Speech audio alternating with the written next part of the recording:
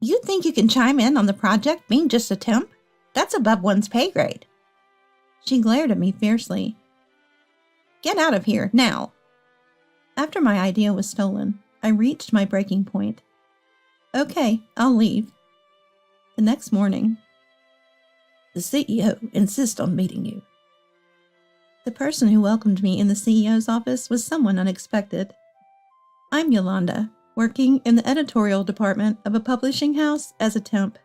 Always keep smiling. That's my motto. I chose this job because I loved the bookstore that Mom ran. I used to help out at Mom's store and loved reading books.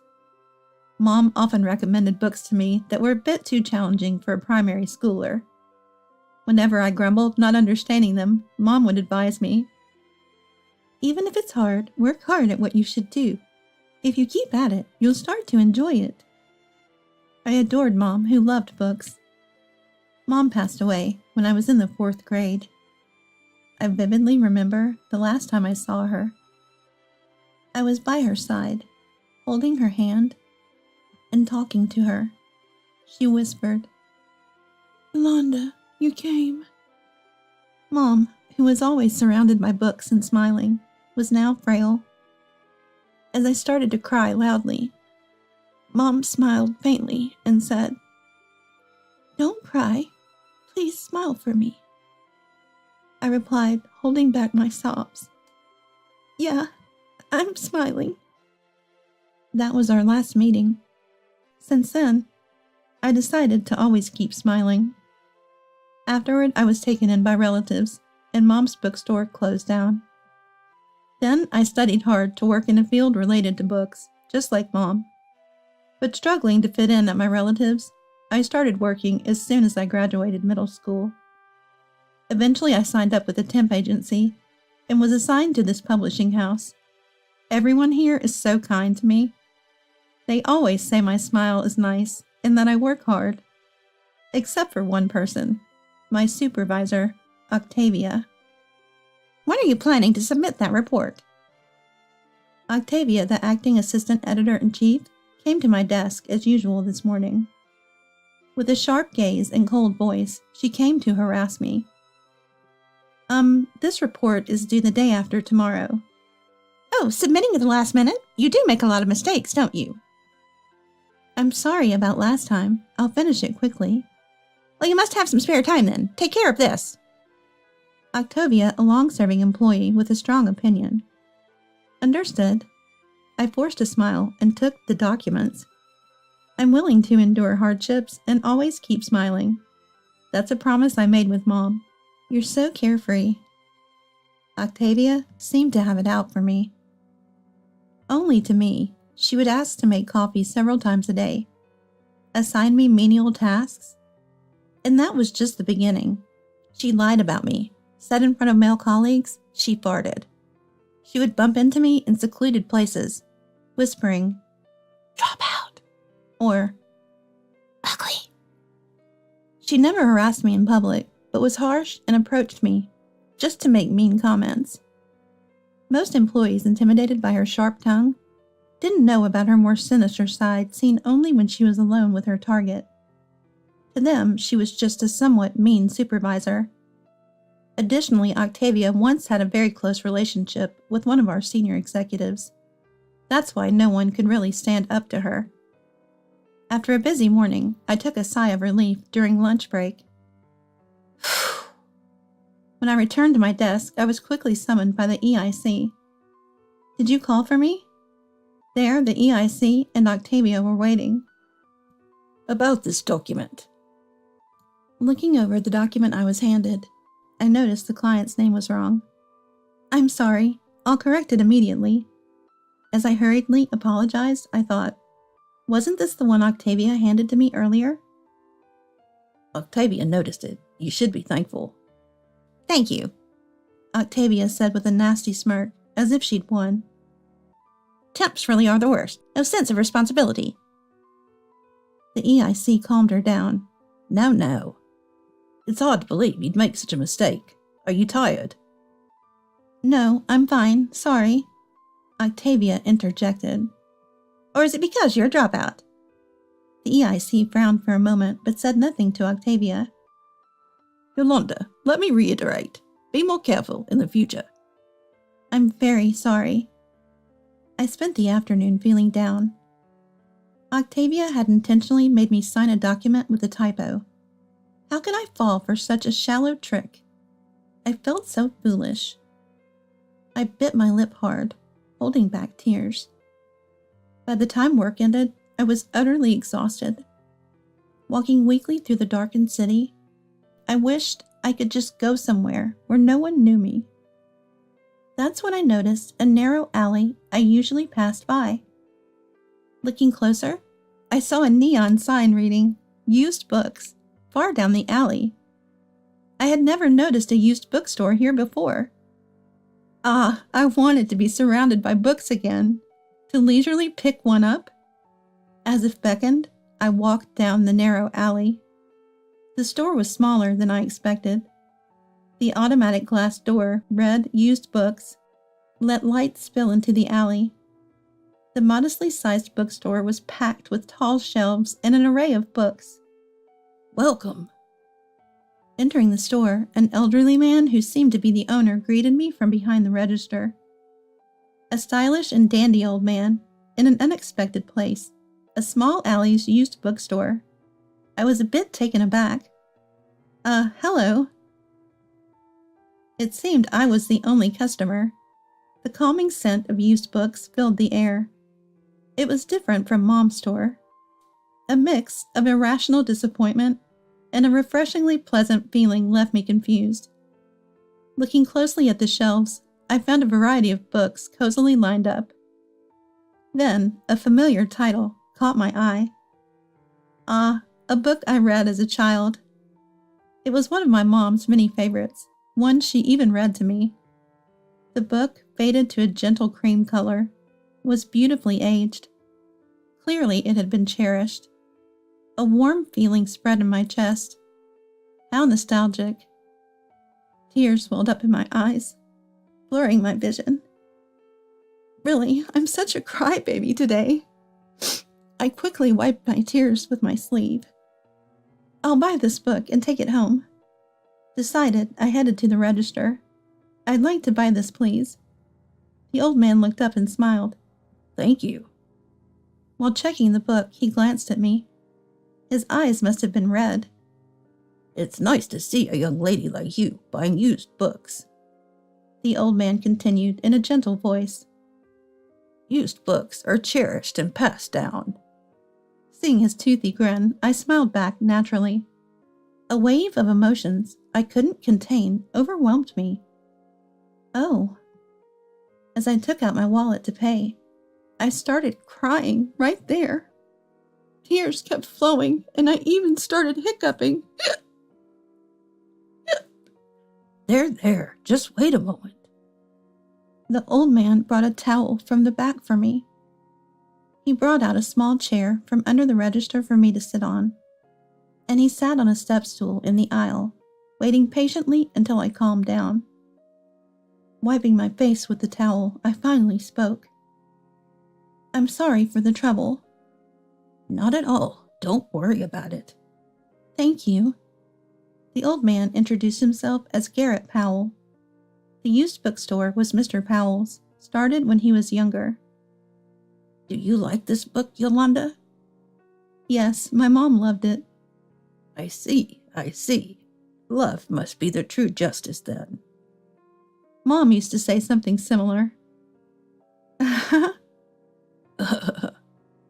We shared a small laugh.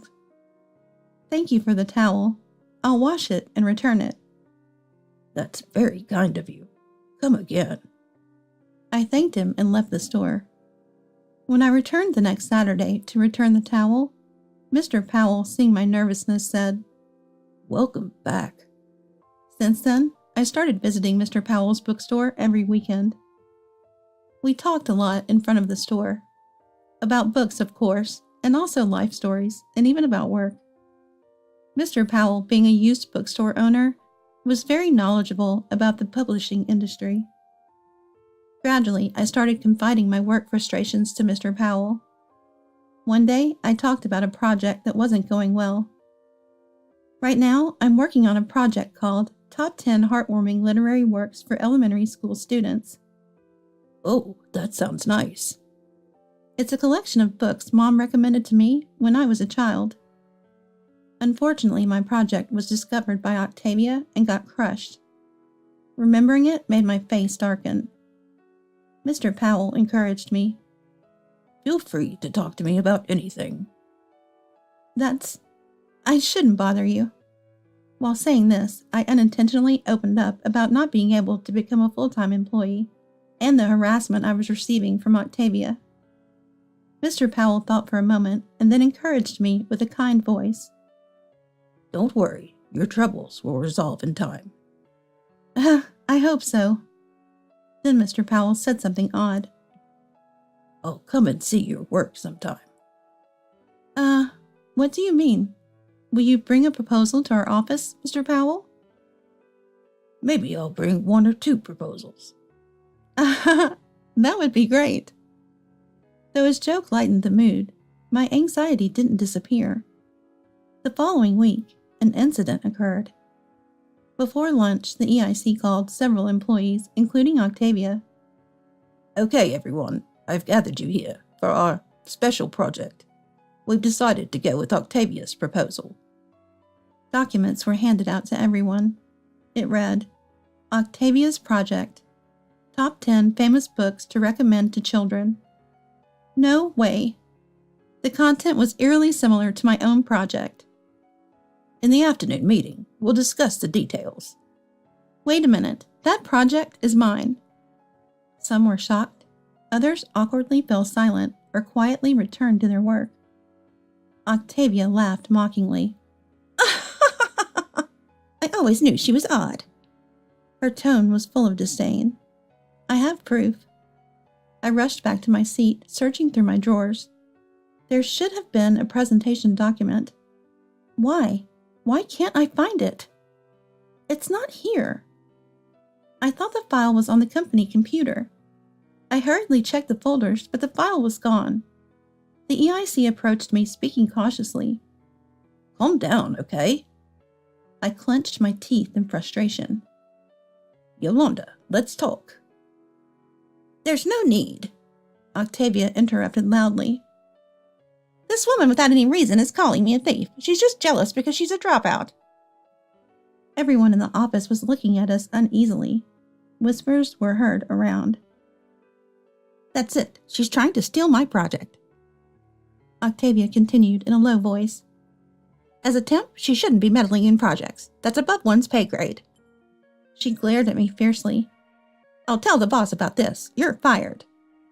The EIC, hearing the mention of the boss, froze, looking dismayed and rooted to the spot. Get out of here now. Octavia's shout pushed me to my breaking point. Okay, I'll leave. Yolanda. It's okay, EIC. I'll be in touch. With those words, I grabbed my bag. Striding out of the office, I exhaled deeply. I wasn't convinced. But having come this far, it couldn't end without consequences. First thing tomorrow, I need to explain the situation to the temp agency. I headed home with weary steps. The next morning, I woke up with a heavy head and my eyes pained from crying. I was about to get ready to visit the temp agency. My mobile phone rang. It was an external call from the editorial department. Hesitant at first, I quickly pressed the call button. Hello?